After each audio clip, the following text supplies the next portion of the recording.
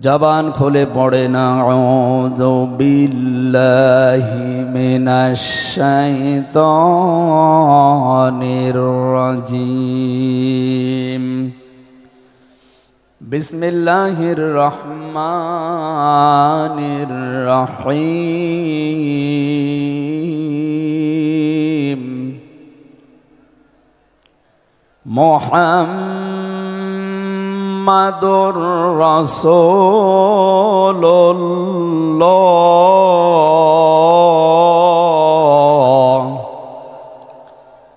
والذين معه أشداء على الكفار رحماء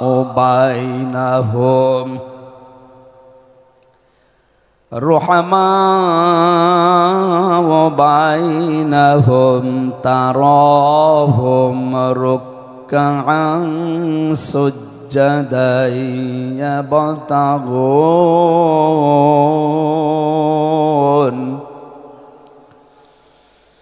يبتغون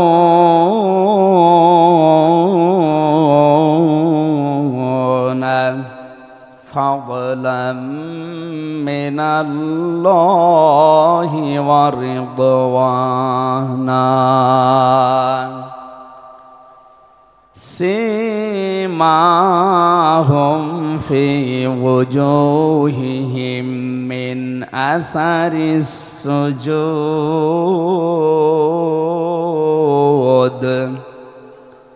ذلك مثلهم في التوراة ومثلهم في الإنجيل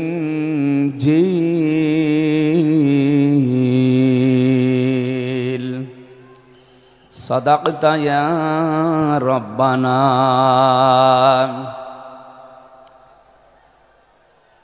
عن أبي هريرة رضي الله تعالى عنه قال قال النبي صلى الله عليه وسلم من أحب لله وأبغض لله وأطاع لله ومنع لله فقد استكمل الإيمان رواه مسلم وما زادهم إلا إيمانا وتسليما اللهم صل على محمد وآله وصحبه وبارك وسلم اللهم صل على محمد وآله وصحبه وبارك وسلم اللهم صل على محمد وآله وصحبه وبارك وسلم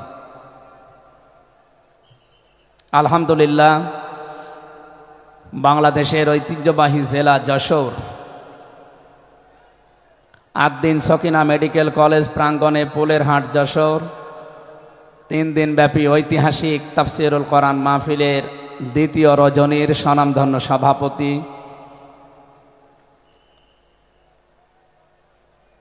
অতদ অঞ্চলের তৃতীয় সন্তান ইসলামিক চিন্তাবিদ চিকিৎসাবিদ মরহুম শেখ আকিজউদ্দিন তার বড় সন্তান আলহাজ ডাক্তার শেখ মহিউদ্দিন আতালাল্লাহু উমরাহু ওয়া বারাকাল্লাহু ফি হায়াতি বলেন আমিন। এ মাহফিলে এতক্ষণ যিনি কথা বললেন ইসলামিক চিন্তাবিদ মুফাসসিরে কোরআন ছোট ভাই মাওলানা রফিকুল ইসলাম মাদানী দামাত বারকাতুহুমুল আলিয়া। আগামীকাল যিনি আসবেন বিশ্বনন্দিত মুফাসসিরে কোরআন ইসলামিক চিন্তাবিদ বাংলাদেশের কৃতি সন্তান ডক্টর মিজানুর রহমান আজহারি দামাত বারকাতুহুমুল আলিয়া। আগামীকাল আসবেন আলেমদের মাথার তাজ ইসলামিক চিন্তাবিদ মুফাসসিরে কোরআন জনাব শাইখ আহমদুল্লাহ আতালাল্লাহু উমরাহু ওয়া বারাকাল্লাহু ফি হায়াতি সকলে বলেন আমিন। গতকাল এখানে যিনি আলোচনা রেখেছেন শাইখুল হাদিস ইবনে শাইখুল হাদিস আমার কারাগারের সাথী ইসলামিক চিন্তাবিদ শিক্ষাবিদ মুফাসসিরে কোরআন আল্লামা মামুনুল হক হাফিজাহুল্লাহ। গতকাল আলোচনা রেখেছেন শ্রদ্ধাভাজন বড় ভাই মুফাসসিরে কোরআন আব্দুল হাই মোহাম্মদ সাইফুল্লাহ। আতালাল্লাহু উমরাহু ওয়া বারাকাল্লাহু ফি হায়াতি। সকলে বলেন আমিন। মঞ্চের ডানে বামে যারা আছেন সম্মানিত ব্যক্তিবর্গ, সামনে বসা মুসলমান ভাইরা, পর্দার আড়ালের সম্মানিতা মা এবং বোনেরা, প্রশাসনের ভাইরা, প্রাণ প্রিয় যশোরবাসী, আমি প্রথমে দোয়া করছি মহান রব্বুল ইজ্জাত আল জালালের দরবারে মরহুম শেখ আকিজউদ্দিন, তার একজন সন্তান এ দুনিয়া থেকে বিদায় নিয়েছে। এ মাহফিল যিনি এককভাবে বাস্তবায়ন করতেন খুলনা বেজেরডাঙ্গার ময়দানে, উনি কয়েক বছর আমাদের ভেতরে নেই। আলহাজ শেখ মমিন উদ্দিন, আল্লাহ রাব্বুল আলামিন তার কবরটাকে যেন জান্নাতুল ফেরদাউস বানিয়ে দেন, বলেন আমিন।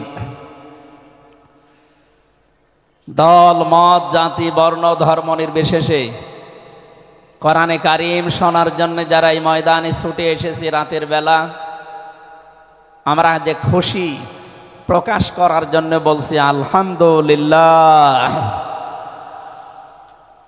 সম্মানিত দুইজন উপস্থাপক, আজকে আপনাদের সামনে যারা কথা বলছিলেন, আপনাদের যশোরের কৃতি সন্তান বিশিষ্ট সঙ্গীত শিল্পী শ্রদ্ধাভাজন বড় ভাই জনাব কবির বিন সামাদ দামাত বারকাতুহুমুল আলিয়া। সম্মানিত উপস্থাপক হিসাবে আরেকজন আছেন বাংলাদেশের কৃতি সন্তান ইসলামিক চিন্তাবিদ নাশিদ শিল্পী বড় ভাই জনাব আমিরুল মমিনিন মানিক হাফিজাহুল্লাহ। যে আল্লাহ আমাদেরকে কণ্ঠ ছেড়ে দিয়েছেন কথা বলার জন্যে। 15.5 বছর মনে হচ্ছিল যে আমাদের বুকের ওপর একটা পাথর চাপা দেওয়া আছে। পাথরটা আল্লাহ নিজের কুদরতি ভাবেই সরিয়ে দিয়েছেন। যে আল্লাহ আমাদেরকে এখন এই যে কথা বলার মতো সুযোগ দিয়েছেন, বলেন আলহামদুলিল্লাহ। পৃথিবীতে মানুষ যা পেয়েছে সব কিছুর তুলনায় আল্লাহর কাছে কোরআনে কারিম শ্রেষ্ঠ সম্পদ। আজকের এই ময়দানে সম্পর্ক শুধু কোরআনে কারিমের সাথে, নয়তো আমরা এই হাজার লক্ষ মানুষেরা এ রাতের বেলা প্রচণ্ড শীত অপেক্ষা করে আসতাম না।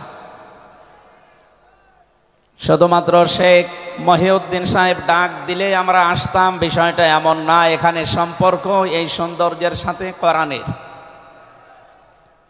এই জন্য যারা স্বেচ্ছাসেবকের দায়িত্বে আছেন আমি তাদেরকেও ওয়েলকাম জানাচ্ছি, ধন্যবাদ জানাচ্ছি। তাদের এই কষ্ট, তাদের এই শ্রম আল্লাহ রাব্বুল আলামিন যেন জান্নাতে যাওয়ার পাতিহ বানিয়ে দেন, বলেন আমিন। কোরআনে কারিমে রব্বুল আলামিন বলেন কুল বিফাদলিল্লাহি ওয়া বিরহমাতিহি ফাবিযালিকা ফালিয়াফরাহু হুয়া খায়রুম মিম্মা ইয়াজমাউন, বলেন আল্লাহু আকবার। আল্লাহ পাক বলেন নবী আপনি বলুন তাম পৃথিবী যা পেয়ে আনন্দে আছে, যা গেইন করে, যা অ্যাচিভ করে, যা অর্জন করে, আমি আল্লাহর কাছে কোরআনে কারিম শ্রেষ্ঠ সম্পদ। সুতরাং কোরআন যারা পেয়েছে তারা যেন আনন্দ করে। আজকে খুলনা বিভাগের মানুষগুলো, খুলনা বিভাগ সহ বাংলার অন্যান্য বিভাগ থেকেও মানুষেরা আজকে এসেছে কোরআনে কারিম সত্যি যারা শোনার জন্যে, বোঝার জন্যে এসেছি। এটা পুরা এখন ইবাদত চলছে। আমরা খুশি দুনিয়ার সব কিছুর তুলনায় আজকে, বলেন আলহামদুলিল্লাহ।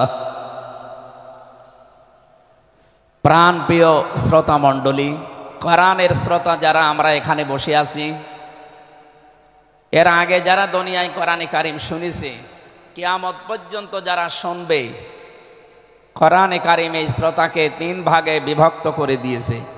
এখানে ওই 3 প্রকার মানুষ আছে, কিয়ামত পর্যন্ত তারা থাকবে। প্রথম নাম্বার এই কোরআনে কারিম শোনার পরে যারা বাধা দিয়েছিল এই দুনিয়ায়, আল্লাহর কোরআন তাদেরকে ঘোষণা দিয়েছে তারা কাফির। এ বাংলাদেশে আমরা এই 54 বছরে নামধারী মুসলমান, কিন্তু অনেক কাফেরের আচরণ দেখতে পেয়েছি। সূরা হামিম সাজদার 26 নম্বর আয়াতে আল্লাহ তাদের পরিচয় দিয়েছেন, وَقَالَ الَّذِينَ كَفَرُوا لَا تَسْمَعُوا لِهَذَا الْقُرْآنِ وَالْغَوْا فِيهِ لَعَلَّكُمْ تَغْلِبُونَ। আল্লাহ পাক বলেন, কাফেরেরা সিদ্ধান্ত নিয়েছিল সব চলতে দেওয়া যাবে, মুহাম্মদের কোরআনে কারিম এটা চলতে দেওয়া যাবে না। কারণ তারা বুঝেছিল এটা 1500 বছর আগে নাসিল হওয়া। ভালোভাবে আবু জেহেল টের পেয়েছিল, বুঝেছিল এ কোরআনে কারিম মুহাম্মদুর রাসূলুল্লাহ যেটা বোঝাতে চায়, এটা যদি সত্যি জনগণ বুঝতে পারে আর মেনে নেয়, আমি যে অবৈধ চেয়ারে বসে আছি এই চেয়ার থাকবে না। যুগে যুগে যারা কোরআন বাধা দিয়েছে তারা এইটাই টের পেয়েছে। তারা খুব ভালোভাবে জানে কোরআন যারা প্রচার করে, সত্যিই কোরআনের এই কথাগুলো যদি সাধারণ মানুষেরা জনগণ বুঝে ফেলে, আমরা যে শয়তানি করি, আমরা যে অবৈধভাবে টিকে আছি, এইটা থাকবে না। এই জন্যে বাস্তবতা হচ্ছে কোরআন শুনলে বাধা দেবে এরা 1 নাম্বারে কাফের। আমরা জানি কাফের মারা গেলে জানাজা হয় না, হয়? বলেন বলেন। কাফেরের জন্য দোয়া করাও জায়েজ নেই। আল্লাহ রাব্বুল আলামিন বলেন, মা কানা লিন-নাবিয়্যি ওয়াল্লাযীনা আমানু আইয়াস্তাগফিরু লিল মুশরিকিন ওয়ালাউ কানু উলি কুরবা মিন বা'দি মা তাবায়্যানা লাহুম আন্নাহুম আসহাবুল জাহিম।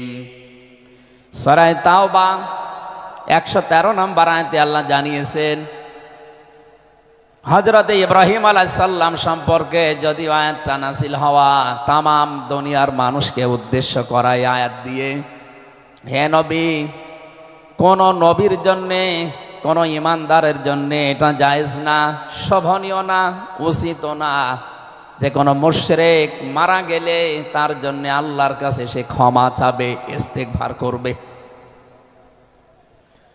ওয়ালাউ কানু লি কুরবা, আল্লাহ পাক বলেন যদিও এটা নিজের নিকট আত্মীয় হয়, মা তাবায়্যানা লাহুম আন্নাহুম আসহাবুল জাহিম, যার প্রতি এটা প্রমাণ হয়ে গেছে যে লোকটা জাহান্নামে যাবে, যার কাজকর্ম, যার ঈমান আমল আকীদা দেখে টের পাওয়া যায়, এইরকম মানুষের জন্য কোনো ঈমানদার না কোনো নবীর জন্যেও দোয়া করা, ইস্তিগফার করা জায়েজ নেই। বলেন নাউজুবিল্লাহ। একজন নবীকে যদি আল্লাহ এই কথা বলতে পারেন, আমি আয়াতের ব্যাখ্যায় পড়েছি, মুহাম্মদুর রাসূলুল্লাহ সাল্লাল্লাহু আলাইহি ওয়াসাল্লামের নিজের আপন চাচা আবু তালিব, এই লোকটা যখন মারা যাচ্ছিল, বিশ্ব নবী নিজে তার কাছে গিয়ে বললেন, ইয়া আম্মি আবি তালিব, কুল লা ইলাহা ইল্লাল্লাহ হাজ্জুল লাকা ইনদাল্লাহি ইয়াউমাল কিয়ামাহ, বুখারী শরীফের হাদিস। ডাক দিয়ে বললেন, হে চাচা, জোরে বলা লাগবে না, আওয়াজগুলো শুধু আমার কানের কাছে মুখটা নিয়ে আস্তে করে আপনি বলেন, লা ইলাহা ইল্লাল্লাহ, জোরে লা ইলাহা ইল্লাল্লাহ, লা ইলাহা ইল্লাল্লাহ, লা ইলাহা ইল্লাল্লাহ মুহাম্মাদুর রাসূলুল্লাহ। আপনি শুধু আল্লাহর একাত্মবাদের স্বীকৃতি দেন আমার কানের কাছে, রিসালাতের ঘোষণাটা দেওয়া লাগবে না। শুধু আল্লাহর ঘোষণাটা আমার কানের কাছে শোনান, কিয়ামতের দিন আমি আপনার জন্য আল্লাহর দরবারে ঝগড়া করে জান্নাতে নিয়ে যাব। পাশে যারা দাঁড়িয়েছিল তাদের কারণে লোকটা পড়তে পারে নাই। নবীজির মন খারাপ হয়ে গেল।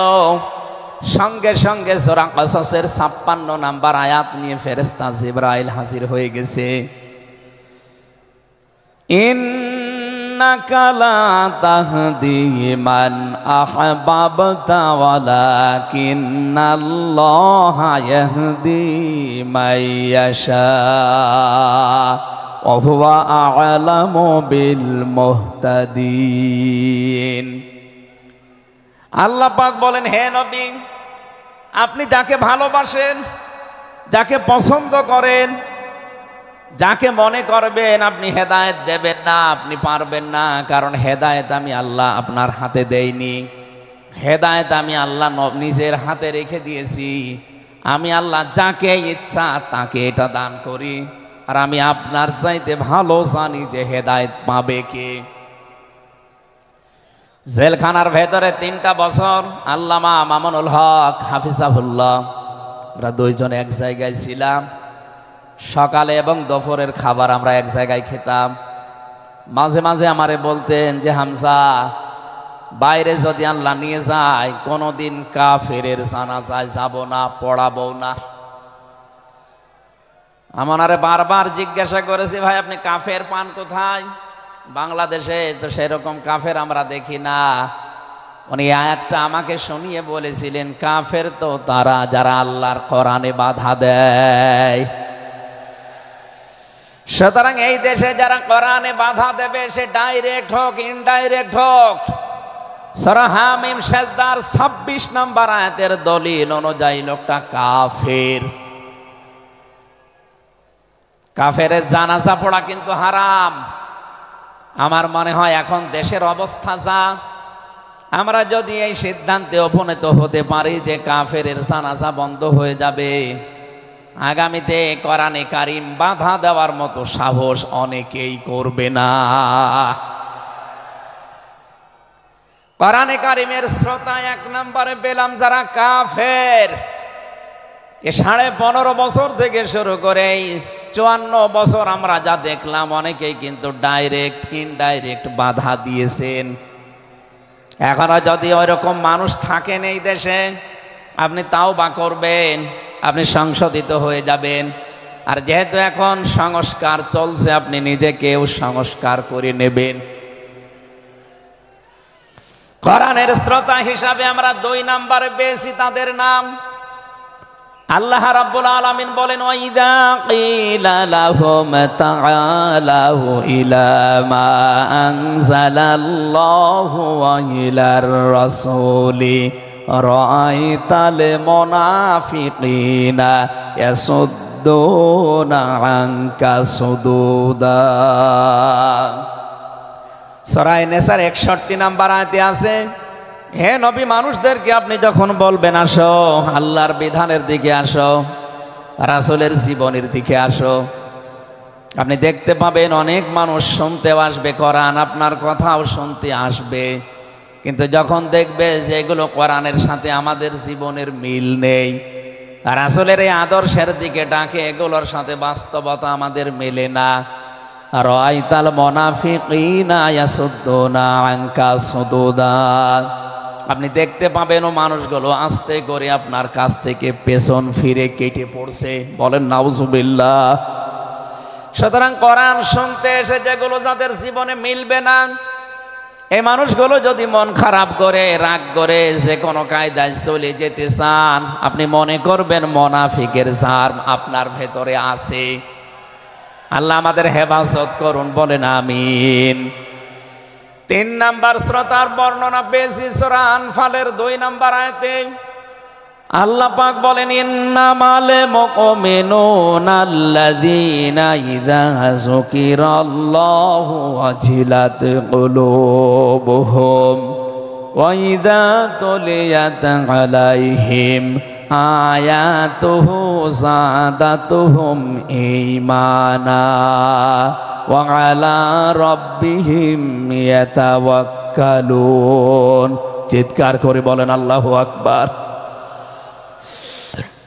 আল্লাহ পাক বলেন, আমার দৃষ্টিতে তো কোরআনের শ্রোতা আসল এবং মুমিন তারা, যাদের সামনে আমার নাম উচ্চারণ হলে তাদের অন্তরাত্মা কেঁপে ওঠে, আমার আয়াতগুলো তাদের সামনে তেলাওয়াত হলে এ মানুষগুলোর ঈমান ভেতরে যা আছে এটা আরো বেড়ে যায়। এখানে যাদাতহুম ঈমান আর ব্যাখ্যায় আমি দেখেছি, শরীরের পশমগুলো দেখবেন আপনি হঠাৎ খাড়া হয়ে যাবে, বাম স্তনের 2 আঙ্গুল নিচে একটা গোস্তের টুকরা আছে ওটা কাঁপবে, কাঁপাকাঁপি করবে, একটা অনির্বচন শোক আপনি আলাদা অনুভব করবেন। এই 3টা যদি এখন আমাদের ভেতরে তৈরি হয়, আলা রাব্বিহিম ইয়াতাওয়াক্কালুন, বাড়ি যাওয়ার আগে এই সিদ্ধান্ত নিয়ে যাওয়া যাবে যে আল্লাহ ছাড়া আর কারো উপরে আমরা ভরসা করি না। বলেন সুবহানাল্লাহ। এই 3টা আয়াত দিয়ে আমি বোঝাতে চেয়েছি কাফের কারা, মুনাফিক কারা, আল্লাহর দৃষ্টিতে মুমিন কারা। 3 নাম্বার এই তরিকায় যদি আমরা এই 3টি গুণ অর্জন করতে পারি, আজকে আল্লাহর কথাগুলো শুনলে আপনার ভেতরে কাঁপ ধরবে। 2 নাম্বারে আল্লাহর আয়াত তেলাওয়াত হবে, যখন বুঝতে পারবেন যে কি বলে, ওয়াইদা সামিউ মা উনজিলা ইলার রাসূলি তারা আয়ুনাহুম তাফিদু মিনাদ দামি'i মিম্মা আরাফু মিনাল হক ইয়াকুলুনা রাব্বানা আমান্না ফাকতুবনা মা'আশ শাহিদিন। সূরা মায়েদা 7 নাম্বার পারার 1 নাম্বার পৃষ্ঠার 1 নাম্বার লাইনের 83 নাম্বার আয়াতে আছে। তাফসিরে ফি জিলালিল কোরআন থেকে শোনাচ্ছি। রব্বুল আলামিন বলেন, নবী আপনি যখন ওদের সামনে পড়বেন, আমার এই আয়াতগুলো যখন ওরা মন দিয়ে শুনবে, অনুধাবন করতে পারবে, উপলব্ধি করার যোগ্যতা যাদের আছে, আপনি দেখবেন ওদের চোখ দিয়ে মনের অজান্তেই পানি পড়ছে। এজন্য অ্যাক্টিভ হন আরো, কারণ কোরআন শোনার 2টা নিয়ম আল্লাহ দিয়েছেন, ফাসতামিউ লাহু ওয়া আনসিতু। শুধু শোনা না, তাহলে সামিয়া দিতেন। আল্লাহ ফাসতামিউ দিয়েছেন, এজন্য মনোযোগ সহকারে শুনতে হবে। আজকের তেলাওয়াতকৃত আয়াত থেকে আমরা তাফসীর আকারে কথা বলবো ইনশাআল্লাহ। 2 নাম্বারে চুপ থাকা লাগবে। আমি এখনো অনেককে দেখতে পাচ্ছি এদিকে ওদিকে তাকাচ্ছেন, গল্প করছেন। আশা করছি কোরআনে বর্ণিত আল্লাহর এই 2টা নির্দেশ আপনি মেনে নেবেন। 1 নাম্বারে চুপ থাকবেন, 2 নাম্বারে মনোযোগ সহকারে শুনবেন। লাআল্লাকুম তুরহামুন, আশা করা যায় আল্লাহর রহমত এখানে নাজিল হবে। আল্লাহ আমাদেরকে আয়াতটা মেনে চলার তৌফিক দেন, বলেন আমিন। এজন্য কোরআনের আলোচনা শুনলে সবার চোখে পানি আসবে না। যারা এটা উপলব্ধি করতে পারবে, অনুধাবন করতে পারবে, আপনি দেখবেন তাদের মনের অজান্তেই কখন যেন চোখ দিয়ে পানি গড়িয়ে পড়ছে, তারা নিজেরাও টের পাবে না। আল্লাহ যেন এই 3 নাম্বার এই প্রকার শ্রোতা হিসাবে আমাদের কবুল করেন, বলেন আমিন। দরুদ আর সালাম পাঠ করছি আমাদের নবী মুহাম্মদুর রাসূলুল্লাহ সাল্লাল্লাহু আলাইহি ওয়াসাল্লামের প্রতি, যার প্রতি কোরআনে কারীম আল্লাহ নাযিল করেছেন। সেই কোরআনকে যদি আপনি জিজ্ঞাসা করেন, হে কোরআন, যার উপরে নাযিল হলে তার সম্পর্কে তোমার ভেতরে কোনো কিছু আছে, কোনো পরিচয়? আল্লাহ রাব্বুল আলামিনের কোরআন আমাদেরকে শোনাচ্ছে, ওয়াইদ ক্বালা রাব্বু ওয়াইদ ক্বালা ঈসা ইবনু মারইয়ামা ইন্নী রাসূলুল্লাহি ইলাইকুম মুসাদ্দিকাল লিমা বাইনা ইয়াদাইয়া মিনাত তাওরাত। আয়াতের শেষের দিকে আল্লাহ ইসমহু আহমাদ এই শব্দ দিয়ে জানিয়েছেন, হযরত ঈসা আলাইহিস সালাম তিনি জানিয়ে গিয়েছেন এই পৃথিবীতে আমার পরে একজন নবী আসবে যার নাম হবে আহমদ। আমাদের নবীর পরিচয়টা আল্লাহ কোরআনে কারীম যিনি নাযিল করলেন তার উপরে, তার ভেতরেই তার নামটা আল্লাহ সংরক্ষণ করে দিয়েছেন। প্রশ্ন আসতে পারে, এক একজনের তো বহু নাম আমরা দেখি, হে কোরআন, তোমার ভেতরে কি মুহাম্মাদুর রাসূলুল্লাহ সাল্লাল্লাহু আলাইহি ওয়াসাল্লাম এই নাম তোমার ভেতরে আল্লাহ কি তার সম্পর্কে দিয়েছেন নাকি? আমরা যে তেলাওয়াত করেছি সূরা ফাতিহা, এই সূরা থেকে যেহেতু আজকে আলোচনা করব, এই সূরার প্রথম আয়াতে আমার আল্লাহ আমার নবীর নামকে উল্লেখ করে জানিয়েছেন। এটা 29 নাম্বার আয়াত, মুহাম্মাদুর রাসূলুল্লাহ। সূরা ফাতিহার 29 নাম্বার আয়াতটা আমরা পড়েছি 4 ভাগের 1 ভাগ। এই আয়াত থেকে আমরা আজকের আলোচনার বিষয় সাজিয়েছি। আমার আজকের বিষয়বস্তু, আমরা মুহাম্মাদুর রাসূলুল্লাহর উম্মত হতে চাই। সত্যি যদি আল্লাহর দৃষ্টিতে বিশ্বনবী মুহাম্মাদুর রাসূলুল্লাহর উম্মত আমরা হতে চাই, মাস্ট বি তেলাওয়াতকৃত আয়াতের এই বর্ণিত গুণগুলো আমাদের এখন থেকেই অর্জন আরম্ভ করা লাগবে। আমি সহ যারা এসেছি অবশ্যই আল্লাহ এই গুণগুলো এখন থেকে যেন পালন করার তৌফিক আমাদেরকে দান করেন, আমিন। সূরার নাম সূরা ফাতিহা। ফাতাহ মানে বিজয়। এ সূরার প্রথম আয়াতের ভেতরে এই শব্দটা আছে, এখান থেকে নামকরণ করা হয়েছে। আল্লাহ রাব্বুল আলামিন বলেন, ইন্না ফাতাহনা লাকা ফাতহাম মুবিনা। অবশ্যই হে নবী, আমি আপনাকে একটা সুস্পষ্ট বিজয়ের সুসংবাদ দিচ্ছি। এই বিজয়ের ঘটনা তো ঐতিহাসিকভাবে ইবনে কাসিরের ভেতর থেকে আমি শিক্ষার জন্য এবার বলছি। এদিকে খুব অ্যাক্টিভ হয়ে থাকবেন। এই সূরা ফাতিহার 18 নাম্বার আয়াত। আমার যতটুকু পড়াশোনা আছে, আমার যতটুকু লেখাপড়ার স্টাডি আছে, এই আয়াতটা এখন বাংলাদেশে সবচাইতে বেশি প্রয়োজন। সূরা ফাতিহা 18 নাম্বার আয়াত। যে যেখানে আছেন, দাঁড়িয়ে আছেন, বসে আছেন, শুয়ে আছেন, কান এবার খাড়া করে দেন। হুদায়বিয়ার সন্ধির যে ঘটনা আমরা শুনেছি এতদিন পর্যন্ত, শুধু শুনেছি অনেকে, কিন্তু এখান থেকে শিক্ষাটা আজ অনেকে নেয়নি। বাংলাদেশের এখন যে অবস্থা, এই শিক্ষা নেওয়ার সময় এখনই। নবীজি 1400 মানুষ নিয়ে এসেছিলেন সাহাবা একরাম নিয়ে হজ করার জন্যে। হুদায়বিয়া নামক যে জায়গাটা এখন কূপ আছে, এখানে এই জায়গায় নবীজি আশ্রয় নিলে আস্তানা গাড়লেন, তাবু গাড়লেন। কাফেরদের পক্ষ থেকে এখানে প্রতিবন্ধকতা সৃষ্টি করা হয়েছে যে না, আপনাদেরকে আমরা আর যেতে দেব না। বিশ্বনবী তাদেরকে প্রস্তাব দিলেন যে আমরা কিচ্ছু নিয়ে আসিনি সাথে করে, শুধু হজ করেই চলে যাব। কাফেরদের পক্ষ থেকে আওয়াজ এলো, না, আপনাকে আমরা যেতে দেব না, তবে আমাদের একটা প্রস্তাব আছে। আপনি যদি আগামী বছরে আসেন হজ করে যেতে পারবেন, কিন্তু এবছরে আপনাদেরকে আমরা আল্লাহর ঘর কাবায় যেতে দেব না। কি নিষ্ঠুর আচরণ! তাকান, আল্লাহ পাকের নবী আল্লাহর ঘর তাওয়াফ করবে, বাধা দিচ্ছে যারা আল্লাহকে বিশ্বাস করে না তারা।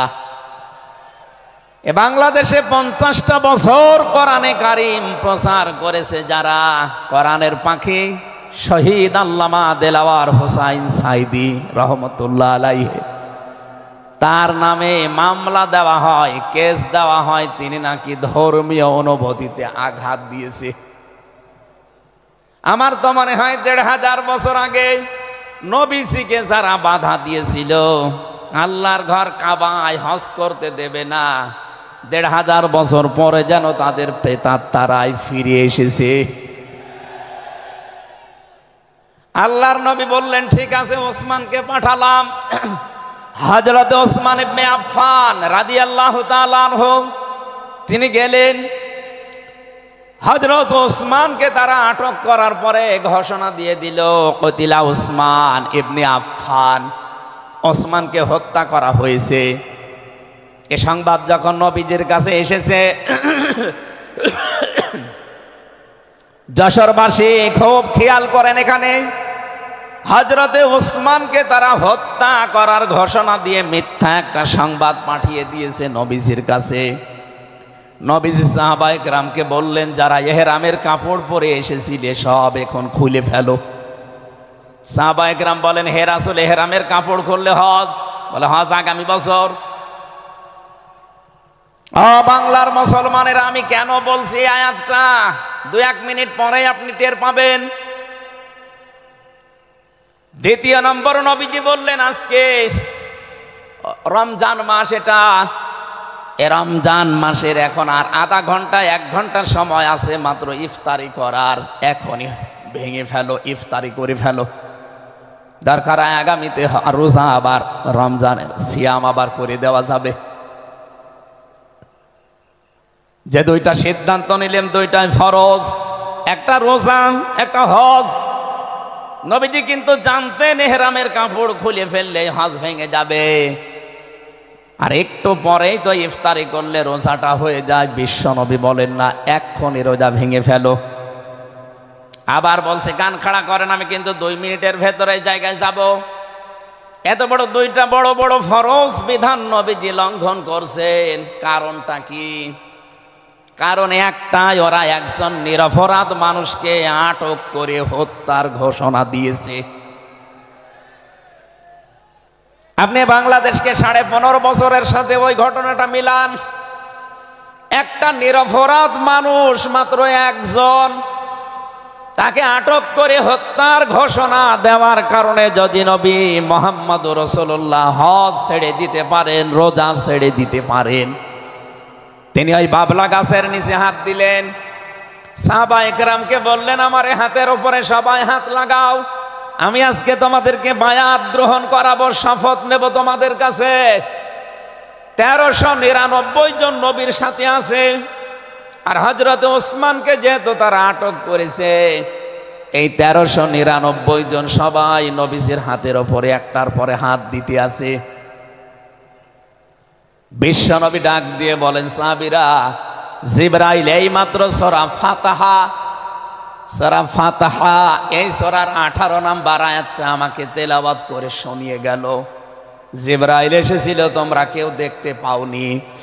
জিবরাইল আয়াতটা শুনিয়েছে, লাকাদ রাদিয়াল্লাহু আনিল মুমিনিনা ইয ইউবাইউনাকা তাহতাশ শাজারাতি ফাআলিমা মা ফি কুলুবিহিম ফানজালাস সাকিনাতা আলাইহিম ওয়া আসাবাহুম ফাতহান করিবা। খুব খেয়াল করেন, সেই সময় পর্যন্ত আমি চলে এসেছি। নবীজি নিজের বাম হাতটা সাহাবায়ে কেরামদের উপরে রেখে বললেন, সাহাবীরা, আজকের এই বায়াতের উপরে, শপথের উপরে আল্লাহ পাক নিজেই জানিয়েছেন যে তিনি রাজি হয়ে গেছেন। আয়াতটা শুরু করার আগে আল্লাহ 2টা তাকিদ দিয়েছেন, লাম এবং কদ। লাকাদ রাদিয়াল্লাহু আনিল মুমিনিন। আল্লাহ পাক বলেন, আমি নিজে মুমিনদের উপরে অবশ্যই অবশ্যই রাজি হয়ে গেছি। রাজি হব না, হয়ে গেছি। তাহতা শাজারাতি, এই গাছের নিচে আপনার হাতের উপরে যারা হাত দিয়ে আজকে শপথ বাক্য পাঠ করছে যে ওসমান হত্যার বদলা না নিয়ে কেউ মদিনায় ফেরত যাবে না, আমি আল্লাহ তাদের মনের খবর যেহেতু জানি, ফাআলিমা মা ফি কুলুবিহিম, তারা যে শপথ নিচ্ছে এটা কিন্তু লোক দেখানোর জন্য না, এটা মন থেকেই। ফানসালাস সাকিনাতা আলাইহিম, তাদের উপরে আমি আল্লাহর প্রশান্তি নাযিল হয়ে গেছে অলরেডি। ওয়া আসাবাহুম ফাতাহান করিবা, তাদেরকে আমি আসন্ন একটা বিজয়ের সুসংবাদ দিচ্ছি। সুতরাং এই বায়াতের রিদওয়ানের উপরে যেহেতু সবাই হাত দিয়েছে, ওসমানের হাতটা এখানে নেই, হে নবী আপনার বাম হাতটা উপরে তুলে ধরেন, এইটাই আমি ওসমানের হাত হিসাবে মেনে নিলাম। তার মানে 1400 মানুষের ওপরে আমি আল্লাহ অলরেডি রাজি হয়ে গেছি। আমার মুসলমান ভাইরা, এবার আমি খেয়াল করার জন্য আর একবার বলছি, এইটা বলার জন্য আমি এতক্ষণ ঘুরছিলাম। একটা নিরপরাধ মানুষকে ওরা মিথ্যা তথ্য ছড়িয়েছে যে আটক করা হয়েছে, মেরে ফেলা হয়েছে, হত্যা করা হয়েছে। নবীজি একজন মানুষের জীবনের বদলা নেওয়ার জন্য 1400 মানুষকে তিনি বায়াত করাচ্ছেন, শপথ বাক্য পাঠ করাচ্ছেন। একটু খেয়াল করেন তো, একজন মানুষের জীবনের জন্য জীবন দিতে প্রস্তুত 1399 জন, আর নবী সহ। এমন বাক্য তিনি পাঠ করিয়েছেন, এমন শপথ নিয়েছেন যে আল্লাহ অলরেডি রাজি হয়ে আয়াত নাজিল করছেন। নবীজি বললেন ওরা ওসমানকে হত্যা করেছে। ওসমান একজন নিরপরাধ মানুষ। একটা নিরপরাধ মানুষকে বিনা কারণে আটক করে হত্যা করেছে, ওদের কোনো ক্ষমা নেই। আমরা আজকে এই 1400 মানুষ শপথ নিলাম, ওদেরকে হত্যার প্রতিশোধ না নিয়ে আমরা কোনোদিন আর মক্কা মদিনায় ফেরত যাব না। আমার তো মনে হচ্ছে বাংলাদেশে এখনো বহু মানুষ বিনা কারণে যাদেরকে হত্যা করা হয়েছে, নিরপরাধ মানুষগুলোকে ফাঁসির কাস্টে ঝোলানো হয়েছে, কত মানুষকে মৃত্যুর দিকে ঠেলে দিয়েছে। এখনো জিন্দা শহীদ জনাব এটিএম আজহারুল ইসলাম এখনো জেলখানায় পচতেছে। বানানো বিচার ব্যবস্থা, বানানো বিচারপতি, নিজেদের উকিল, নিজেদের পিপি, নিজেদের সাক্ষী, নিজেদের রায় সব দিয়ে একটা মানুষকে আর 17 বছর আপনি আটক করে রেখেছেন। আমার তো মনে হয় এখন সময়ের দাবি। সূরা ফাতিহা থেকে যেহেতু তাফসীর শুনছেন, আজ এই বাংলার 18 কোটি জনগণের ওপরে যদি আল্লাহ পাক খুশি হতে চান, এই নিরপরাধ মানুষগুলোকে জেলখানা থেকে মুক্ত করা লাগবে।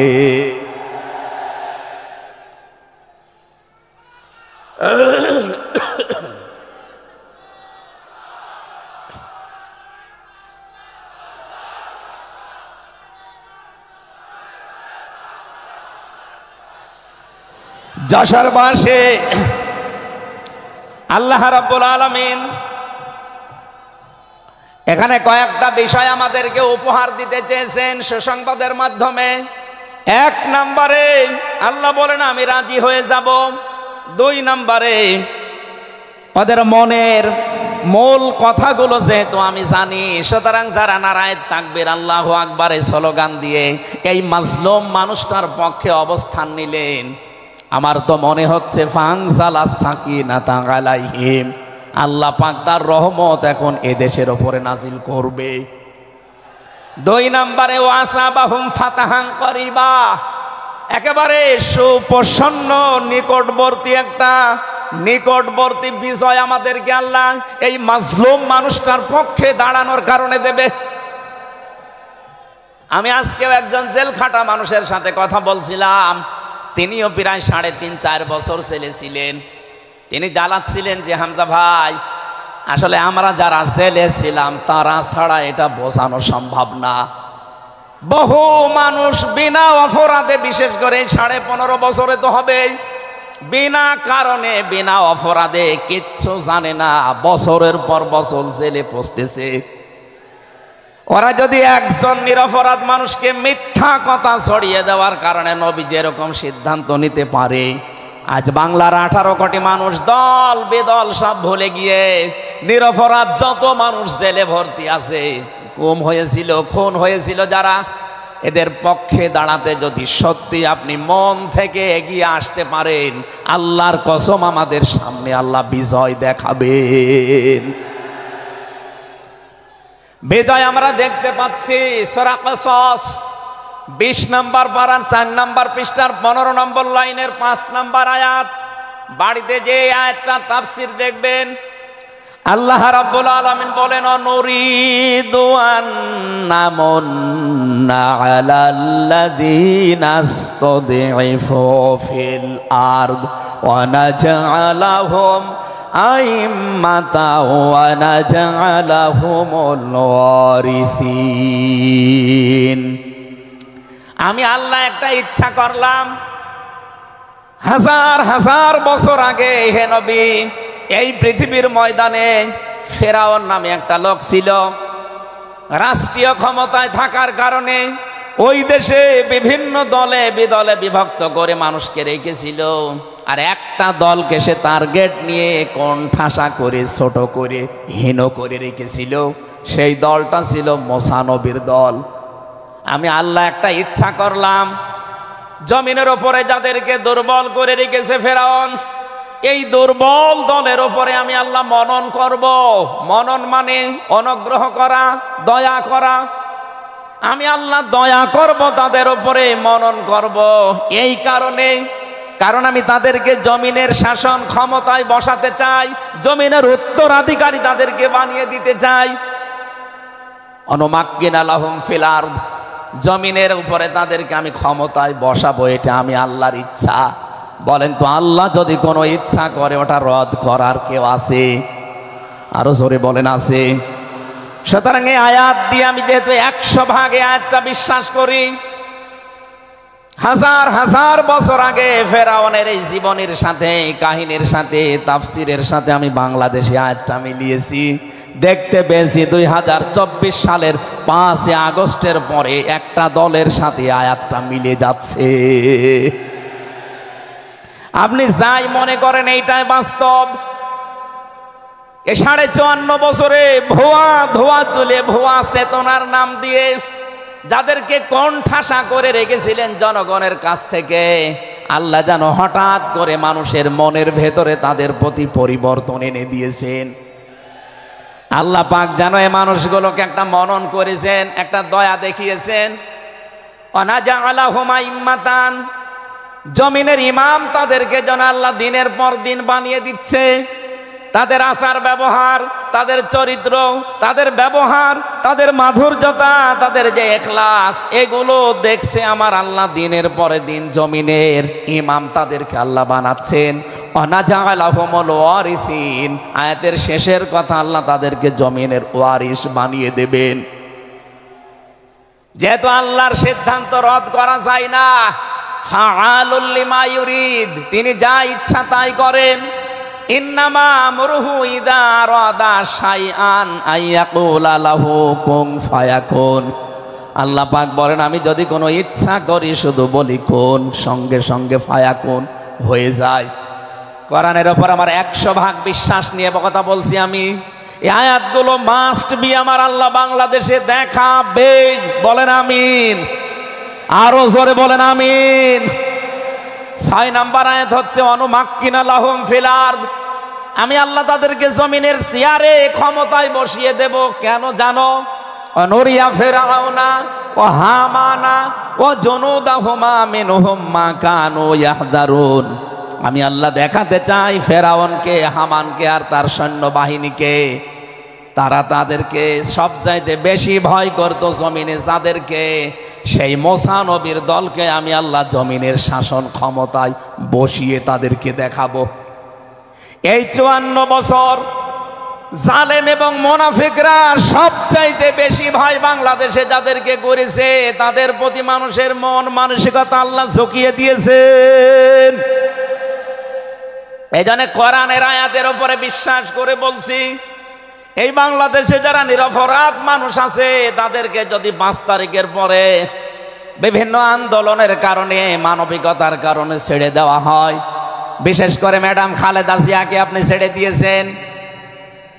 এরপরে আমরা দেখতে পেলাম আব্দুল সালাম পিন্টু ভাইকে ছেড়ে দিয়েছেন।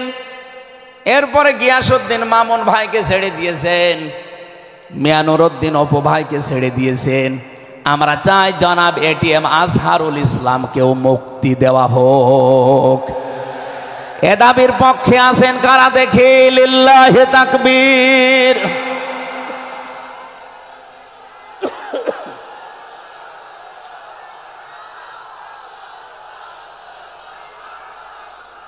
আলহামদুলিল্লাহ। ভাই, আমি আয়াতটা পড়লাম এই জন্যে, 1500 বছর আগে একটা নিরপরাধ মানুষের পক্ষে দাঁড়ানোর কারণে যদি আল্লাহ এতগুলো সুসংবাদ দিতে পারে, সাকিনা নাজিল করা, সুপ্রসন্ন, একেবারে নিকটবর্তী বিজয় দেওয়া, আমরা যদি আজ নিরপরাধ মানুষগুলো যারা আজ জুলুমের শিকার হয়ে 15.5 বছর 17 বছর মানবেতর জীবন যাপন করছে, আমি তো 3 বছর তার ভুক্তভোগী। 3টা বছর আমাদেরকে ফাঁসির কন্ডেম সেলের ভেতরে 24 ঘন্টা লক আপ দিয়ে রাখতেন। কি করেছিলাম আমরা? আজকে এই যে মাহফিলের 6 জন আলেমের ভেতরে আমরা 3 জনই এক জায়গায় ছিলাম জেলখানায়, আর বাকি 3 জনের ভেতরে একজন তো বাইরের দেশে, আর 2 জন আব্দুল হাই সাইফুল্লাহ, শাইখ আহমদুল্লাহ, 2 জন মুসলিম। তাদেরকেও কোরআনের কথায় দেশে 15.5 বছর আপনারা বলতে দেননি। এজন্য আমি আয়াত থেকে যেটা শিক্ষা দিতে চাই, কাটছাট কথা বলছি। বাংলাদেশে যদি আল্লাহর সাকিনা, প্রশান্তি মনে এবং বাইরে আপনি দেখতে চান, সুপ্রসন্ন বিজয় যদি দেখতে চান, অবশ্যই আপনাকে নিরপরাধ যারা এখনো পর্যন্ত বিভিন্ন জায়গায় মাজলুম হয়ে আছে তাদের পক্ষ নেওয়া লাগবে। এক কথা বলুন, আল্লাহ আজকে আমাদের জীবনে 100% মেনে চলার তৌফিক দান, বলেন আমিন। এই সূরা ফাতিহা থেকেই আমরা পড়েছি 29 নম্বর আয়াত। আমাদের আলোচনার বিষয় মুহাম্মদুর রাসূলুল্লাহর উম্মত কারা। রব্বুল আলামিন বলেন মুহাম্মদুর রাসূলুল্লাহ, মুহাম্মদ সাল্লাল্লাহু আলাইহি সাল্লাম আল্লাহর রাসূল। হে নবী, দুনিয়ার কেউ যদি আপনার রিসালাত স্বীকার না করে, কেউ যদি সাক্ষী না দেয়, আমি আল্লাহ নিজে সাক্ষী দিয়ে দিলাম আপনি আমার রাসূল। সুতরাং এই বাংলার জমিনে কেউ যদি নবীর আদর্শ না মানে, বিশ্ব নবীর কোনো ক্ষতি হবে না, আল্লাহরও কোনো লস নেই, যত ক্ষতি আমাদের। কথা বলেন না কেন? কোরআনের চোখ লাগিয়ে দেখতে পাচ্ছি এদেশে হাজারো মানুষ জাহান্নামে দৌড়াচ্ছে, কারণ নবী মুহাম্মদুর রাসূলুল্লাহ বাদ দিয়ে পৃথিবীতে যদি অন্য কাউকে কিয়ামত পর্যন্ত কেউ আদর্শ মেনে চলে, কোরআনের কসম দিয়ে বলছি মাস্ট বি লোকটা জাহান্নামী। এজন্য এরকম আচরণে যারা আছেন, বুঝে হোক না বুঝে হোক, আল্লাহ রাব্বুল আলামিনের পরিচয় দেওয়ার আগে আমার আল্লাহ রাসূলের পরিচয় আমাদের কাছে দিয়েছেন।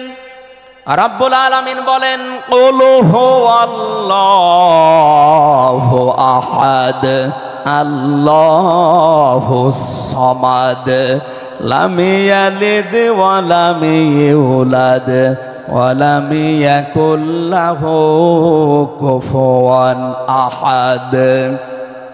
এখানে আল্লাহর একাত্মবাদের শিক্ষা দেওয়া হচ্ছে। আল্লাহ পাক বলেন হে নবী আপনি বলুন, অথচ শোনানো হচ্ছে যার কথা, তার কথা তো আগে বলার দরকার ছিল। এখানে আগে রিসালাতের ঘোষণাটা দেওয়া হয়েছে, কুল হে নবী আপনি বলুন। ও বাংলার মুসলমানেরা, ফেরাউনের জীবনী পড়ে আমি দেখেছি সে কিন্তু আল্লাহর একাত্মবাদের ঘোষণা দিয়েছিল, কিন্তু রিসালাতের ঘোষণা দেয়নি, এজন্য লোকটা ঈমান পায়নি। বাংলাদেশে বহু মানুষকে আমরা দেখতে পাচ্ছি আল্লাহর কথা বললেও বলেন আমরা কি নামাজ পড়ি না, রোজা রাখি না, আমি কি হজ করি না, দান সাদকা করি না, এগুলো সব আল্লাহর বিধান। এগুলোর পাশাপাশি আল্লাহর প্রেরিত পুরুষ যিনি আমাদের এই জামানায়, আল্লাহর প্রেরিত পুরুষ যিনি কিয়ামত পর্যন্ত, তার নাম মুহাম্মাদুর রাসূলুল্লাহ। জ্ঞানী মানুষ যারা বসে আছেন এক কথায় তারা বুঝবেন আমি জানি। আজ বিশ্ব নবীর আদর্শ বাদ দিয়ে আপনি কার আদর্শ মানেন আপনার বিবেকের কাছে প্রশ্ন করেন। এটা রাজনীতি মনে করে কেউ যদি চলে যান আপনার কপালে আগুন লাগবে, আপনারও মরণ হবে ফেরাউনের মতো। আল্লাহকে মেনেছিল কিন্তু রিসালাত মানে নাই। এদেশে আজ অনেকেই আল্লাহর কথা বললে নামাজ পড়ে, রোজা রাখে, হজ করে আসে, দান সাদকা করে। আরে ভাই এগুলো সবই আল্লাহর বিধান, আপনি আল্লাহকে মানেন, কিন্তু তার প্রেরিত পুরুষ এই জামানায় যিনি কিয়ামত পর্যন্ত, তার নাম মুহাম্মাদুর আবার জোরে বলেন মুহাম্মাদুর রাসূলুল্লাহ। এতক্ষণ পর্যন্ত যা বললাম আমি আশা করছি আপনি বুঝেছেন। বিশ্ব নবী বাদ দিয়ে অন্য কারো আদর্শ এই জমিনে মানা যাবে না। মানলে আপনি বুঝে মানেন, আর না বুঝে মানেন আপনি জাহান্নামী। এখন যদি মুসা আলাইহিস সালাম আসে দুনিয়ায়, যদি ঈসা নবী এখন আসে, আর আমরা কেউ যদি আল্লাহর নবী মুহাম্মদ রাসূলুল্লাহকে বাদ দিয়ে ঈসা নবী মুসা নবীকেও মেনে চলি, নিছক আপনি জাহান্নামী। এটা রেকর্ড হচ্ছে, সারা দুনিয়ায় যাবে। সূরা আলে ইমরানের ৮০ নম্বর আয়াত। অন্য ধর্মে যারা আছেন, ইহুদি খ্রিস্টান আহলে কিতাব যারা দাবি করেন, এমনকি এই মুশরিকদের ভেতরেও যারা, বৌদ্ধদের ভেতরে যারা অমুসলিম, তাদেরকে বলছি আপনারা ভুল পথে আছেন। আপনারা যাদেরকে নবী নাম বলে চলেন, যিশু বলেন, ঈসা আলাইহিস সালামকে, মুসা আলাইহিস সালামকে আপনারা যোসেফ বলে ডাকেন, আপনাদের ওই সমস্ত নবীগুলো তাওরাতে ইনজিলে অলরেডি ঘোষণা দিয়েই গেছে যে আমাদের পরে একজন শেষ নবী আসবে, তার নাম মুহাম্মাদুর রাসূলুল্লাহ বা আহমদ। তাকে যদি তোমরা জীবদ্দশায় পেয়ে যাও, পৃথিবীর সব কিছু ছেড়ে দিয়ে তার আদর্শটা গ্রহণ করবা, নয়তো পথভ্রান্ত হয়ে পথভ্রষ্ট হয়ে জাহান্নামে যাওয়া লাগবে। যাকে মেনে চলার দাবি করেন সেই যিশু, সেই যোসেফ, হযরত ঈসা নবী, হযরতে মুসা নবী, তারাই যেহেতু ঘোষণা তাওরাতে ইনজিলে দিয়ে দিয়েছে, হয়তো আপনাদের পুরোহিত যারা, ধর্মগুরু যারা, ঠাকুর যারা আপনাদেরকে শোনায় না। এই সত্য বিধান আপনি ইনজিলে পড়েন, আমার শেষের শব্দ ছিল ফিত তাওরাতি ওয়াল ইনজিল। এই দুইটা কিতাব আপনারা পড়ে দেখবেন, এখানে আমাদের নবী, শেষ নবীর বর্ণনা আছে ৯০৩ জায়গায়। বলেন আল্লাহু আকবার। আল্লাহ পাক প্রথম শব্দে জানাতে চেয়েছেন, হে নবী, কেউ যদি আপনাকে স্বীকার না করে, কেউ না মানে, আমি আল্লাহ নিজে ঘোষণা দিলাম, ওয়াল্লাযীনা মাআহু আশিদ্দাউ আলাল কুফফার। আপনার সঙ্গে সাথী যারা হবে, আপনার সাথে যারা থাকবে, আপনার উম্মত বলে যারা কিয়ামত পর্যন্ত দাবি করবে, তাদের ভেতরে এই গুণগুলো মাস্ট বি পাওয়া যাবে। যশোরবাসী, এবার আপনাদের জন্যে আপনি মিলান তো এই আয়াতটা নিজের জীবনে আছে কিনা। ওয়াল্লাযীনা, আর যারা, মাআহু, আপনার সঙ্গে থাকবে, আশিদ্দাউ আলাল কুফফার, তারা কাফেরদের প্রতি বজ্রকণ্ঠ হবে। কালকে মাওলানা মামুনুল হক, আমি ছিলাম কালকে চট্টগ্রামের ফেনীতে, একটু লাইভ দেখেছি। উনি কিন্তু শেষের দিকে এটা জানিয়েছেন, ওঠো, বজ্রমুঠি করো, ঘোষণা দাও। এ কথা বলেনি? এক কথা বলেন না কেন? ওনার এইটাই সামারাইজ, আশিদ্দাউ আলাল কুফফার, কাফেরদের প্রতি কঠোর হওয়া লাগবে। সেই সময় এখন অলরেডি চলছে। প্রতিবেশী নামে আমাদের যারা আছে, যেহেতু প্রতিবেশী পাল্টানো যায় না, এজন্য আমরা বেশি কিছু বলছি না। আমরা আশা করব যে প্রতিবেশীর চরিত্র পাল্টাবে। নবীজি প্রতিবেশী সম্পর্কে এত বেশি কথা জানিয়েছেন, মাঝে মাঝে বলতেন, জিবরাইল, প্রতিবেশী সম্পর্কে যত কথা তুমি বলো, মনে হয় যে আমার জমি জায়গার ভাগও দেওয়া লাগবে। যেহেতু এত দামি জিনিস প্রতিবেশী, এত গুরুত্বপূর্ণ, আপনাদেরকে তো আমরা আর পাল্টাতে পারবো না, আমাদের জমির সাথে আপনাদের জমি। এই জন্যে বলছে আপনারা চরিত্র পাল্টাবেন। আপনি মাইক্রোসফট, ভয়েস অফ আমেরিকা, এগুলো সব খ্রিস্টানরা, ইহুদিরা চালায়। তারা আজ তামাম দুনিয়ার ২৫৭টা রাষ্ট্রে কিন্তু অলরেডি জানিয়ে দিয়েছে, বিশ্বে সবচাইতে বেশি মিথ্যা কথা বলা হয় ভারতে। পৃথিবীর ২৫৭টা রাষ্ট্রের ভেতরে সবচাইতে বেশি সংখ্যালঘুরা নিরাপত্তার সহিত বাস করে বাংলাদেশে। অথচ এই দুইটা এতদিন, এই ৫৪ বছর আমরা স্বাধীন হয়েছি, ৫৪টা বছরে আমাদের পেছনে এই মিথ্যা দুইটা তথ্যই প্রতিবেশীরা ছড়িয়েছে। সারা দুনিয়ার মোড়লদেরকে বলতো যে বাংলাদেশে সংখ্যালঘু নির্যাতন হয়। এদেশের গোবিন্দ পরামানিক, কুমার কি সেন যেন, কয়েকজন মিলে তারা বিবৃতি অলরেডি মাঝে মাঝাই দিচ্ছে যে আগস্টের ৫ তারিখের পর থেকে বাংলাদেশে আমরা সবচাইতে বেশি নিরাপত্তায় আছি সংখ্যালঘুরা। এখনো তো কোরআনে কারিম এই দেশে কায়েম হয়নি। আমি কোরআনের এই অনুষ্ঠান থেকে আপনাদেরকে গ্যারান্টি দিতে পারি, আল্লাহর কসম, কোরআনে কারিম যদি এদেশের রাষ্ট্রীয় ক্ষমতায় চলে আসে, বাংলাদেশের সবচাইতে বেশি নিরাপদে থাকবে সংখ্যালঘুরা। একজন মুসলমানের মাথায় যদি কেউ আঘাত করে একটা গোনা হবে, একটা অমুসলিমের গায়ে যদি কেউ আঘাত করে ডবল গোনা হবে।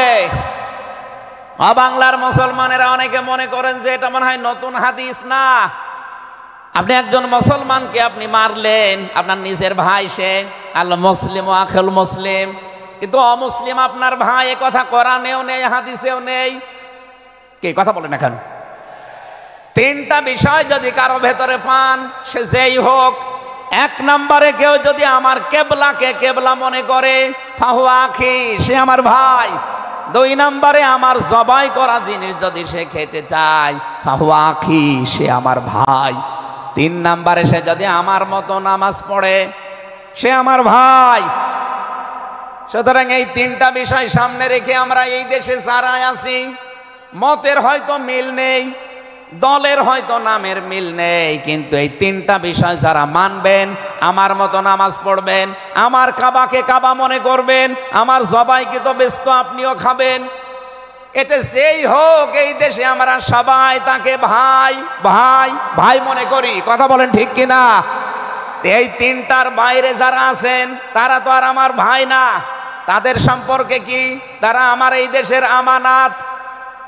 এক নম্বরে এই সংখ্যালঘু যারা আছে, হিন্দু হোক, খ্রিস্টান হোক, বৌদ্ধ হোক, মুশরিক হোক, যাই হোক, যারা আছে তাদের ওপর যদি আপনি অত্যাচার করেন, তাদের মন্দির ভাঙেন, তাদের দেবতাকে গালি দেন, তাদের মাথায় বাড়ি দেন, চাঁদাবাজি করেন, এক নম্বরে জুলুমের গুনাহ হবে, দুই নম্বরে আমানতের খেয়ানতের গুনাহ হবে।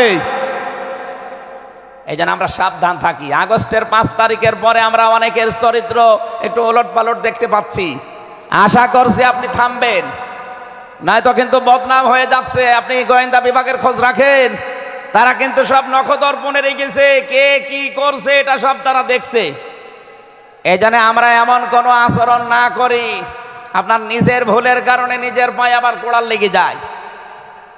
তারা সব দেখতে পাচ্ছে এই 4.5 মাসে কারা মানবতার জন্য কাজ করে, কারা দেশের জন্য কাজ করে, কারা এই 2780 জন মানুষ হাসপাতালের বেডে কাতরাচ্ছে, এদের কাছে কারা গেছে সব খোঁজ তাদের কাছে আছে। 2732 জন মানুষ হত্যা হয়েছে একজনের নির্দেশে। এতগুলো শহীদ পরিবারের পাশে কারা কারা দাঁড়াচ্ছে সব তাদের কিন্তু ডকুমেন্ট আছে। এই জন্য আপনি মনে করছেন আমি ডুবে ডুবে জল খাবো, ঘোলা পানিতে মাছ শিকার করব, কেউ কিছু টের পাবে না, কখনো না। সব তাদের আয়ত্তের ভেতরে আছে।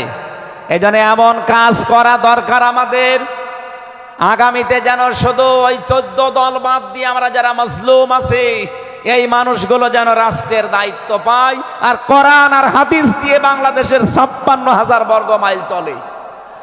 কারা কারা রাজি আছেন দেখে? লিল্লাহি তাকবীর।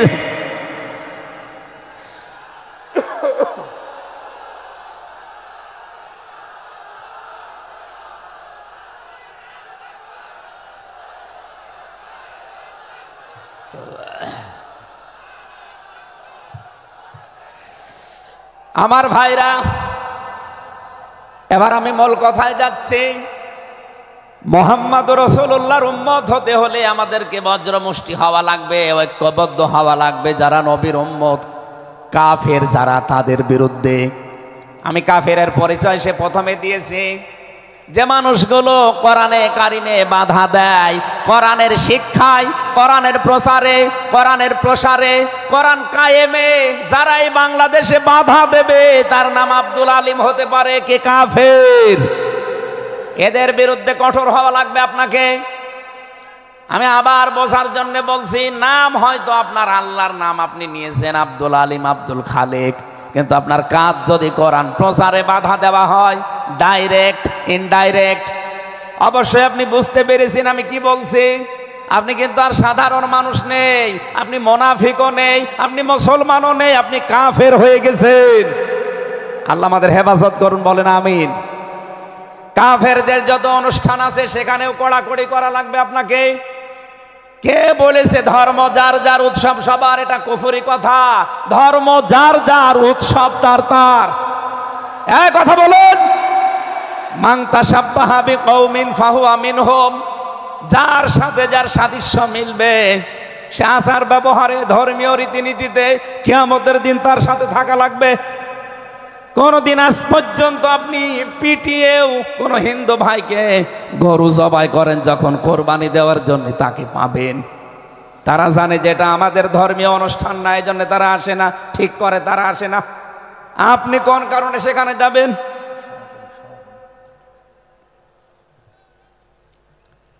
রোহামা ও বাইনাহুম। দ্বিতীয় নম্বরে আমরা পেয়েছি নিজেদের ভেতরে মহব্বত, ভালোবাসা, সম্প্রীতি, মায়া, মমতা, এটা নিজেদের ভেতরে বাড়ানো লাগবে। আপনি নবীর উম্মত হতে চান, অথচ এটা নিজেদের ভেতরে আরো দূরত্ব তৈরি করেন না। এটা নিজেদের ভেতরে আরো স্যাক্রিফাইস করে হোক, ডাকাডাকি করে হোক, নিজেদের ভেতরে এটা তৈরি করা লাগবে আরো বেশি। তার অহমরুকাং সজ্জাদা। হে নবী, আপনার উম্মত যারা, আপনার সাথে যারা আছে, তাদেরকে দেখতে পাবেন আল্লাহর সন্তুষ্টি এবং অনুগ্রহ তালাশ করার জন্যে তারা রুকু এবং সেজদাকারী অবস্থায় তাদের দেখতে পাবেন। নবীর উম্মত যারা এসেছেন, অন্য ধর্মের লোকদেরকে বাদ দিলাম, বিশ্ব নবীর উম্মত যারা এখানে বসে আছেন, আমাদের উচিত হবে যতদিন আজরাইল না আসে ফরজ নামাজ আমরা কোনোদিন ছেড়ে দেব না। আরো জোরে বলেন। আল্লাহ যেন এটা মেনে চলার তৌফিক দেন আমাদের একেবারে জীবনের শেষ দিন পর্যন্ত। 2 নম্বরে, ফরজ নামাজের সময়টুকু যেভাবেই হোক বের করে আপনি আদায় করেন। সুন্নত নফল ওইগুলো যদি পড়তে না পারেন পরবর্তীতে পড়বেন, কিন্তু ফরজ নামাজ কেউ ছেড়ে দিয়ে সে আল্লাহর আয়ত্ত থেকে বের হয়ে যায়। বলেন নাউজুবিল্লাহ। সাহাবায়ে কেরাম আল্লাহর দরবারে যে 7টা কারণে কবুল হয়েছিলেন, তার ভেতরে 1 নাম্বার কারণ ছিল এই মানুষগুলো আল্লাহর বিধান সামনে পেলে পৃথিবী ভুলে যেতেন।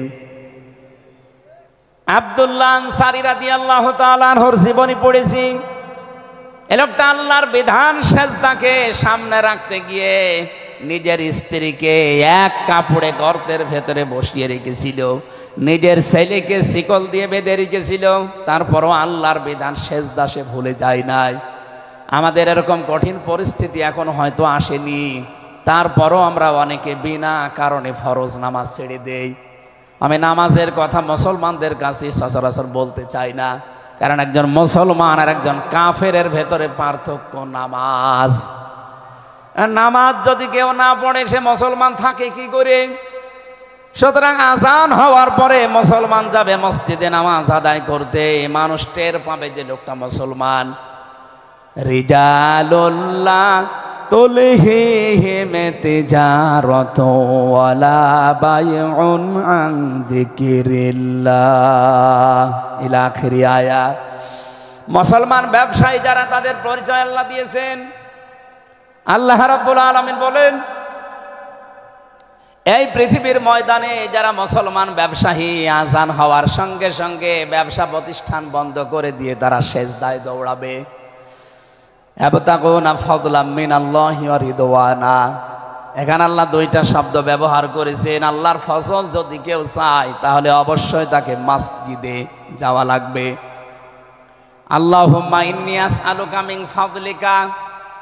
ফজলের জন্য জমিনে আল্লাহ পাঠিয়েছেন আমাদেরকে, আর রহমতের জন্য তার ঘর মসজিদে পাঠিয়েছেন। এজন্য আল্লাহর রহমতের জন্য 5 বার আল্লাহর ঘরে আমাদেরকে যাওয়ার নির্দেশ দিয়েছেন আল্লাহ।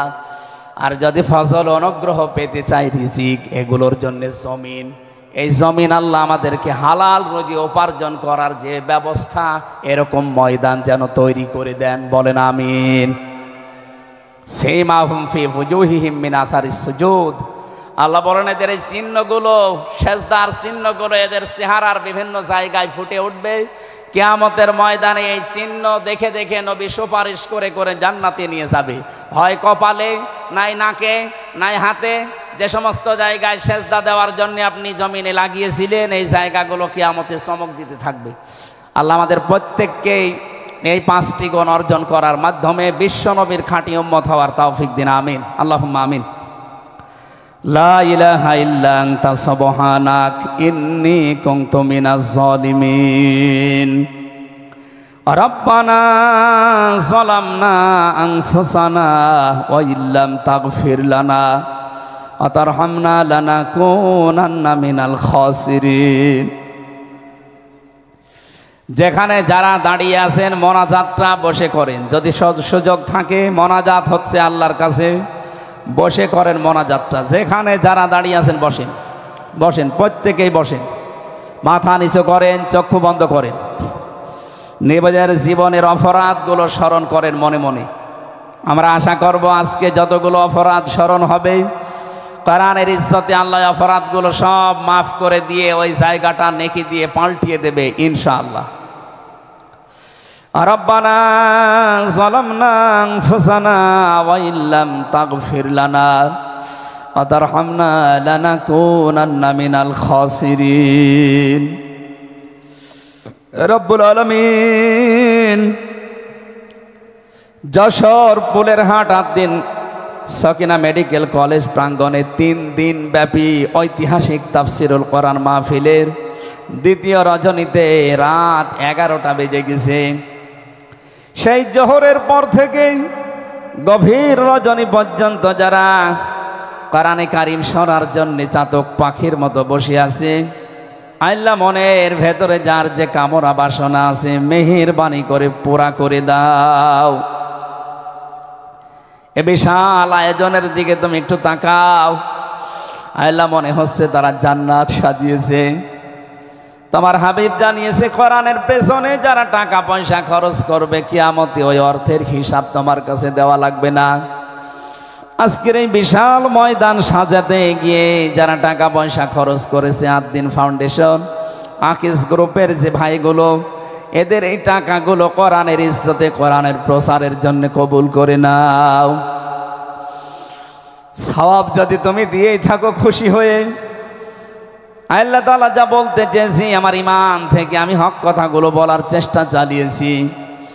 সওয়াব যদি অক্ষরে অক্ষরে 10টা করে নেকি হয়ে যায়, সওয়াবগুলো তুমি আমাদের নবীর রওজায় পৌঁছিয়ে দাও। দুনিয়ার মাটির নিচে যারা ঈমান নিয়ে ঘুমিয়ে আছে এদেরকে ক্ষমা করে দাও। বিশেষ করে আমাদের মা বাবা যাদের নেই, যারা মাথা নিচু করে চক্ষু বন্ধ করে চোখের পানি ফেলে দিয়েছে মার বাবার জন্যে, এই মুহূর্তে মা বাবাকে কবরে জান্নাতুল ফেরদাউস দিয়ে দাও। মরহুম শেখ আকিজউদ্দিন তার স্ত্রীরা যারা কবরে ঘুমিয়ে আছে, তার সন্তান মরহুম শেখ মমিনউদ্দিন ভাই সহ প্রত্যেকের কবরগুলো তুমি জান্নাতুল ফেরদাউস বানিয়ে দাও। এলাকায় মাটির নিচে যত মানুষ কবরে আছে আল্লাহ হাজার হাজার মন মাটি বুকের ওপরে নিয়ে তাদের বুককে তুমি হালকা করে দাও, কবরগুলো জান্নাতের সাথে সংযোগ বানিয়ে দাও।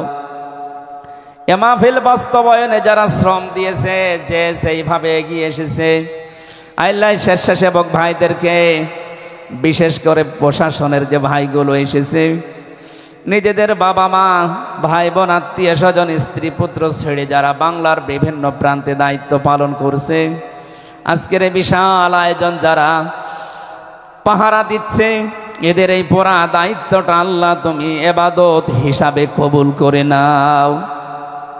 সম্মানিতা মা বোনেরা পর্দার আড়ালে বসে আছে, খাদিজার মতো আয়েশার মতো তাদেরকে বানিয়ে দাও। এদের পেটে তুমি নেককার সন্তান দান করো। আল্লাহ আগামীর বাংলাদেশ তুমি মেহেরবানি করে কোরআনের হাতে তুলে দাও। চর্ম চোখে যেন দেখতে পারি এ দেশটা 56,000 বর্গ মাইল তোমার কালাম দিয়ে চলছে। আল্লাহ তাআলা আমি নিজে অসুস্থ, যত মানুষ আমার সাথে অসুস্থতা হাত তুলেছে শেফায়ে কামেলা আজেলা নসিব করো। আমার মা বাবার জন্য দোয়া করছি, আল্লাহ আমার মা বাবাকে মাফ করে দাও। রব্বির হামহুমা কামা রব্বায়ানি সগীরা। আল্লাহ তাআলা আমার স্ত্রী সন্তান যেগুলো দিয়েছো সহি সালামতে রাখো। যে যেই আশা নিয়ে ভরসা নিয়ে আমরা হাত তুলেছি, জীবনের সাইজ আশাগুলো আজকেই তুমি পূরণ করে দাও রব্বুল আলামিন। এই 8 দিন প্রতিষ্ঠানটাকে কিয়ামত পর্যন্ত কায়েম রাখো। যারা এখানে কাজকর্ম করে এদের জীবনে বরকত দাও। আগামীতে এই অনুষ্ঠানটা কোরআনের জন্য আরো বিশাল আকারে কবুল করে নাও। বড় ভাই কবির বিন সামাদ, আমিরুল মুমিনিন মানিক সহ যত পরিচালক এখানে কাজ করছে উপস্থাপনায়, প্রত্যেকের জীবন কবুল করো আল্লাহ তাআলা। আগামীতে যিনি আসবেন ডক্টর মিজানুর রহমান আজহারি ভাই, শাইখ আহমদুল্লাহ সহ কোরআনের সঠিক কথাগুলো তাদের জবান থেকে বের করে দিও। তোমার বান্দা বান্দীদের আশা যাওয়া কালকে আরো আসান করে দিও আল্লাহ। বারাকাল্লাহু লানা ওয়া লাকুম ফিল কোরআনিল আযীম। মরণ আসলেই যেন পড়তে পারি লা ইলাহা ইল্লাল্লাহু মুহাম্মাদুর রাসূলুল্লাহ। আসসালামু আলাইকুম। আমার লিখিত বই পাওয়া যাচ্ছে, আমার কারাগারে লিখিত এবং বাইরে লিখিত।